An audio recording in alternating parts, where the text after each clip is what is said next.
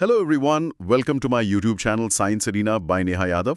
यहाँ पर आपको साइंस के कॉन्सेप्ट्स इजी और सिंपल लैंग्वेज में समझाए जाएंगे ताकि आपका बेस स्ट्रांग हो सके। बिल्कुल। और ये बहुत ज़रूरी भी है। हाँ, क्योंकि देखो, जब हम साइंस को एक आसान और दिलचस्प तरीके से सीखते हैं ना, तो हमारी जो एक बुनियादी समझ होती है वो और भी मजबूत हो जाती है। सही बात है। तो आज हम पूरे उत्साह के साथ शुरुआत करते हैं अपने नए डीप डाइव की। आज का हमारा विषय है metals and non metals dash part 02। Part 2, right. क्योंकि देखो, हमारे आसपास की जो हर एक चीज है ना, चाहे वो हवा हो, पानी हो या सॉलिड जमीन, सब कुछ आखिर में एलिमेंट्स यानी तत्वों से ही बनी है। तो आज हम बहुत गहराई से ये देखेंगे कि ये एलिमेंट्स, खासकर मेटल्स और नॉन मेटल्स, हमारी इस दुनिया में कैसे बिहेव करते हैं और रिएक्ट करते हैं। एग्जैक्टली। और आज का ये जो विश्लेषण है ना, मेरी कोशिश रहेगी कि इसको हम बिल्कुल एक वर्चुअल लैब प्रैक्टिकल की तरह ट्रीट करें। ओ, एक वर्चुअल लैब, ये काफी इंटरेस्टिंग लग रहा है। हाँ, मतलब हम सिर्फ थ्योरी नहीं पढ़ेंगे, हम प्रैक्टिकली 4 मेन स्टेशन से गुजरेंगे। पहला होगा ऑक्सीजन टेस्ट, फिर हम चलेंगे वाटर टेस्ट पर, उसके बाद आएगा एसिड बाथ और फाइनली हम देखेंगे डिस्प्लेसमेंट। बढ़िया। तो बिना किसी देरी के सीधा चलते अपने स्टेशन 1 पर, जिसे हमने नाम दिया है द ऑक्सीजन टेस्ट। चलिए शुरू करते हैं। तो देखो, जब भी मेटल्स हवा में मौजूद ऑक्सीजन के साथ मिलते हैं ना, तो एक बहुत ही क्लियर रिएक्शन होता है। वो मेटल ऑक्साइड्स बनाते हैं। अगर हम एक सिंपल इक्वेशन लें, जैसे 2Mg + O2, तो ये मिलकर बनाता है 2MgO, यानी मैग्नीशियम ऑक्साइड। बिल्कुल। और यहाँ पर मैं एक बहुत ही इंपॉर्टेंट पॉइंट जोड़ना चाहूंगी। ये जो मैग्नीशियम ऑक्साइड बना है ना, या कोई भी मेटल ऑक्साइड बनता है, ये पूरी तरह से बेसिक नेचर का होता है, यानी क्षारीय होता है। बेसिक नेचर मतलब अगर हम इसको लिटमस पेपर पर टेस्ट करें तो रेड लिटमस ब्लू हो जाएगा, है ना? सही पकड़ा। और इसके बिल्कुल ऑपोजिट, अगर हम नॉन मेटल्स की बात करें, जब नॉन मेटल्स ऑक्सीजन के साथ मिलते हैं तो वो नॉन मेटल ऑक्साइड्स बनाते हैं। जैसे कार्बन और ऑक्सीजन मिलकर बनाते हैं CO2, यानी कार्बन डाइऑक्साइड। हाँ, कार्बन डाइऑक्साइड तो हम सभी जानते हैं। राइट। पर फर्क ये है कि ये नॉन मेटल ऑक्साइड्स हमेशा एसिडिक नेचर के होते हैं, यानी अम्लीय होते हैं। तो मेटल्स बनाते हैं बेसिक ऑक्साइड्स और नॉन मेटल्स बनाते हैं एसिडिक ऑक्साइड्स। ये एक बहुत ही फंडामेंटल रूल है। वही तो, ये कॉन्ट्रास्ट कितना क्लियर है। चलिए अब इस वर्चुअल लैब के दूसरे स्टेशन की तरफ बढ़ते हैं। Station number 2, the water test. The water test, ये मेरा पर्सनल फेवरेट है। मेरा भी। तो रूल ये कहता है कि मेटल्स पानी के साथ रिएक्ट करके मेटल हाइड्रोक्साइड्स और हाइड्रोजन गैस बनाते हैं। जैसे अगर हम वापस मैग्नीशियम का एग्जाम्पल लें तो Mg + 2H2O। पर यहाँ एक ट्विस्ट है, पानी गर्म होना चाहिए, तो ये बनाता है MgOH होल ट्वाइस और साथ में हाइड्रोजन गैस। और ये जो मैग्नीशियम हाइड्रोक्साइड बना, ये अल्कलाइन होता है नेचर में। बिल्कुल। लेकिन यहाँ मेटल्स तो रिएक्ट कर गए, अब नॉन मेटल्स का पानी के साथ क्या रिलेशन है? यही तो सबसे मजेदार बात है। आमतौर पर ना, नॉन मेटल्स पानी के साथ बिल्कुल भी रिएक्ट नहीं करते हैं, कोई रिएक्शन नहीं। ऐसा क्यों? क्योंकि वो पानी के मॉलिक्यूल्स से इलेक्ट्रॉन्स नहीं निकाल पाते हैं। पर और केमिस्ट्री में एक्सेप्शंस ना हो ऐसा तो हो ही नहीं सकता। एक बहुत ही दिलचस्प एक्सेप्शन है यहाँ पर। हाँ, मैं समझ रही हूँ आप किसकी बात कर रही हैं। मैं बात कर रही हूँ फॉस्फोरस की। फॉस्फोरस एक नॉन मेटल है, लेकिन ये इतना ज्यादा हाईली रिएक्टिव है, खासकर हवा के साथ, कि अगर आप इसको ऐसे ही खुली हवा में छोड़ दें तो ये तुरंत आग पकड़ लेता है। बाप रे, हवा के साथ आग पकड़ लेता है। हाँ, इसीलिए इसको बचाकर रखने के लिए इसको हमेशा पानी के अंदर स्टोर किया जाता है, क्योंकि ये पानी के साथ रिएक्ट नहीं करता। पानी एक तरह से उसको हवा की ऑक्सीजन से कट ऑफ कर देता है। मतलब जो चीज पानी में सेफ है वो हवा में डेंजरस है। ये तो उल्टा ही लॉजिक हो गया, पर यही केमिस्ट्री की खूबसूरती है। बिल्कुल सही कहा आपने। तो ऑक्सीजन और पानी के बाद अब वक्त है अपने तीसरे स्टेशन का। Station 3 dash the acid bath. सुनने में ही थोड़ा खतरनाक लग रहा है। एसिड बाथ सच में थोड़ा एग्रेसिव टेस्ट होता है। हाँ, तो जब हम मेटल्स को एसिड के साथ रिएक्ट करवाते हैं तो वो बेसिकली मेटल सॉल्ट्स बनाते हैं और साथ में हाइड्रोजन गैस छोड़ते हैं। जैसे आयरन यानी Fe को जब हम हाइड्रोक्लोरिक एसिड यानी 2HCl के साथ मिलाते हैं तो हमें मिलता है FeCl2 और H2 गैस रिलीज होती है।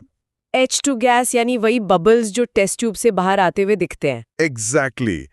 तो ये तो हो गया मेटल्स का बिहेवियर। मेटल्स एसिड से भिड़ गए और सॉल्ट बना दिया। पर नॉन मेटल्स का क्या? देखो फिर से वही जनरल रूल अप्लाई होता है। नॉन मेटल्स आमतौर पर एसिड से रिएक्ट नहीं करते। अगर आप डाइल्यूट एसिड में नॉन मेटल डालोगे तो वहाँ कुछ नहीं होगा। पर मुझे लग रहा है यहाँ भी कोई एक्सेप्शन आने वाला है। आपने बिल्कुल ठीक सोचा। यहाँ कुछ एडवांस्ड एक्सेप्शंस आते हैं।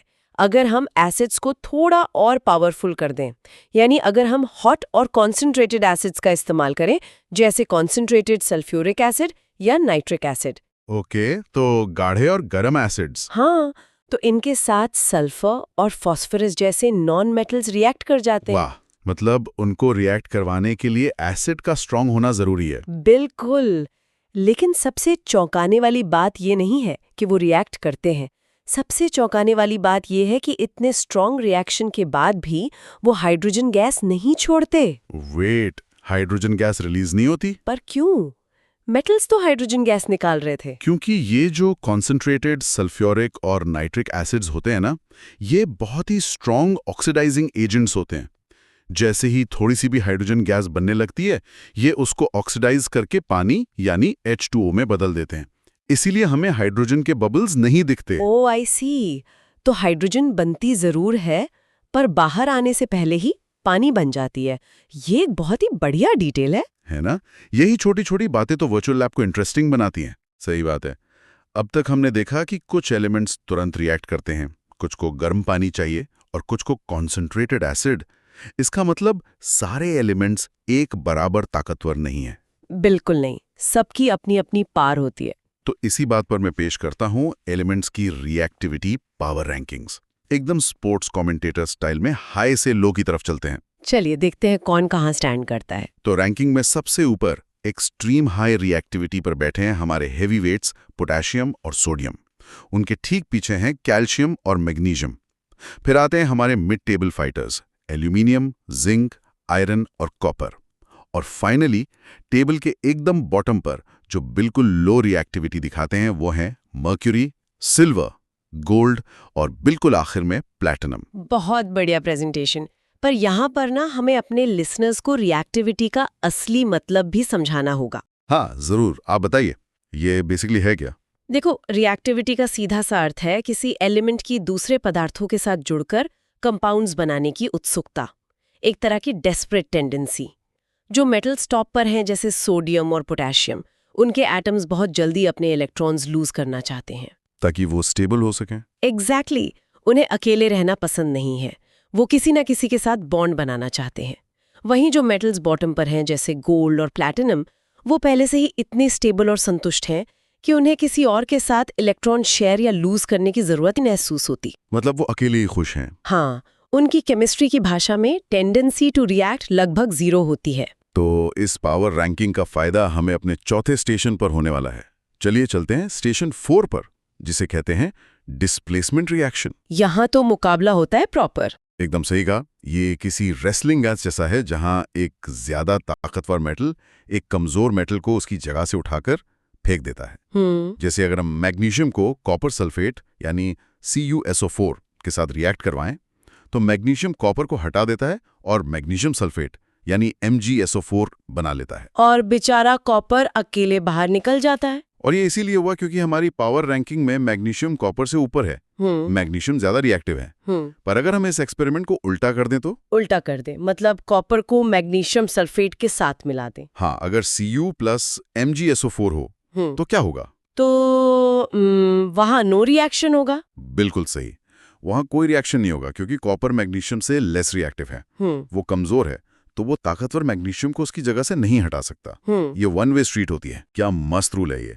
अब देखो, ये जो सारी लैब की बातें हैं, टेस्ट ट्यूब्स और बीकर्स की, इनका असली मजा तो तब है जब हम इन्हें रियल वर्ल्ड केमिस्ट्री से जोड़ें। सही कहा, लैब के बाहर की दुनिया में इसका बहुत बड़ा एप्लीकेशन है। तो अगर हम धरती के नीचे जाएं, वहां हमें नेचुरली पाए जाने वाले मिनरल्स मिलते हैं। पर हर मिनरल से मेटल निकालना आसान या सस्ता नहीं होता। जिन मिनरल से हम फायदे के साथ मेटल्स निकाल सकते हैं, उन्हें हम ओर्स कहते हैं। और यहाँ पर हमारी पावर रैंकिंग्स बहुत काम आती हैं। क्या आपने कभी सोचा है कि ये जो सोडियम, पोटेशियम, एल्यूमिनियम और जिंक जैसी हाईली रिएक्टिव मेटल्स हैं, ये धरती में किस हालत में मिलती हैं? मुझे लगता है फ्री तो बिल्कुल नहीं मिलती होंगी, क्योंकि ये बहुत रिएक्टिव है। एकदम ठीक। ये कभी भी अकेली या स्वतंत्र रूप में अर्थ की क्रस्ट में नहीं मिलती। हमारी धरती पर ऑक्सीजन, सल्फर, कार्बन डाइऑक्साइड इतनी ज्यादा मात्रा में है कि इन मेटल्स ने अरबों सालों में उनके साथ कंपाउंड्स बना लिए हैं। अच्छा, तो मतलब इनकी शादी पहले ही हो चुकी है? हाँ, आप ऐसा कह सकते हैं। ये हमेशा ऑक्साइड्स, सल्फाइड्स या कार्बोनेट्स के रूप में दबे रहते हैं। जैसे सोडियम आपको सोडियम कार्बोनेट के फॉर्म में मिलेगा, लीड आपको लीड सल्फाइड में, और आयरन हमेशा फेरस ऑक्साइड के रूप में मिलता है। तो इसका मतलब ये हुआ कि हमें इन ओर्स को निकाल कर उनमें से ऑक्सीजन और सल्फर को फोर्सफुली हटाना पड़ता है, तब जाके हमें प्योर मेटल मिलता है। और इसी प्रोसेस में बहुत सारी केमिकल प्रोसेसेस, एनर्जी और मेटलर्जी का इस्तेमाल होता होगा। एग्जैक्टली। और जो मेटल जितना ज्यादा रिएक्टिव होगा, उसको उसके कंपाउंड से अलग करना उतना ही मुश्किल होगा। इसीलिए रिएक्टिविटी सीरीज सिर्फ लैब का टॉपिक नहीं है, बल्कि पूरी माइनिंग और एक्सट्रैक्शन इंडस्ट्री का आधार है। ये हुई ना बात। तो अब हम अपने जबरदस्त वर्चुअल लैब टूर को समराइज करते हैं। हाँ, आज हमने काफी सारी चीजें कवर की हैं। बिल्कुल। आज हमने देखा कि कैसे मेटल्स ऑक्सीजन और पानी के साथ एकदम बेसिक और अल्कलाइन नेचर दिखाते हैं। वहीं नॉन मेटल्स का व्यवहार बिल्कुल ऑपोजिट यानी एसिडिक होता है। और हमने रिएक्टिविटी का फर्क भी समझा, कैसे कुछ मेटल्स नॉर्मल कंडीशंस में ही रिएक्ट कर जाती हैं, जबकि सल्फर और फास्फोरस जैसे नॉन मेटल्स को रिएक्ट करवाने के लिए हॉट और कॉन्सेंट्रेटेड एसिड्स की जरूरत पड़ती है। राइट। और आखिर में हमने अपनी पावर रैंकिंग की मदद से डिस्प्लेसमेंट रिएक्शंस और अर्थ क्रस्ट में मिलने वाले ओर्स का कनेक्शन भी देखा। कैसे उनकी रिएक्टिविटी ही ये तय करती है कि वो धरती में किस रूप में पाए जाएंगे। लॉ के नियम सिर्फ किताबों में नहीं रहते, वो तय करते हैं कि हम जमीन से खनिजों को निकालकर अपनी रोजमर्रा की जिंदगी के लिए कैसे तैयार करते हैं। तो इस एपिसोड को खत्म करने से पहले मैं अपने लिसनर्स के लिए एक प्रोवोकेटिव विचार छोड़कर जाना चाहता हूँ। जरूर बताइए। तो अगर आप ध्यान दें, हमारी रिएक्टिविटी रैंकिंग में सबसे नीचे बैठी मेटल्स जैसे OU यानी सोना और PT यानी प्लैटिनम, ये नेचुरली किसी चीज के साथ आसानी से रिएक्ट नहीं करती। हाँ, उनकी रिएक्टिविटी लगभग 0 होती है। तो अगर ये रिएक्ट ही नहीं करती, तो क्या इसका मतलब ये है कि इन्हें खादानों से निकालने के लिए हमें किसी कॉम्प्लेक्स केमिकल प्रोसेसिंग या एक्सट्रैक्शन की जरूरत ही नहीं पड़ती? ये एक बड़ा दिलचस्प पॉइंट है ना? क्या वो जमीन के नीचे अपने उसी प्योर चमकदार रूप में ही मिल जाती हैं, क्योंकि उन्होंने किसी ऑक्सीजन या सल्फर के साथ बॉन्ड ही नहीं बनाया? ये एक ऐसा सवाल है जो मैं आप सबके लिए छोड़ रहा हूँ। इसे सोचिए और इस विषय पर थोड़ा खुद भी रिसर्च कीजिए। मुझे उम्मीद है लिसनर्स को इस सवाल का जवाब ढूंढने में उतना ही मजा आएगा जितना हमें इस वर्चुअल लैब में आया। बिल्कुल।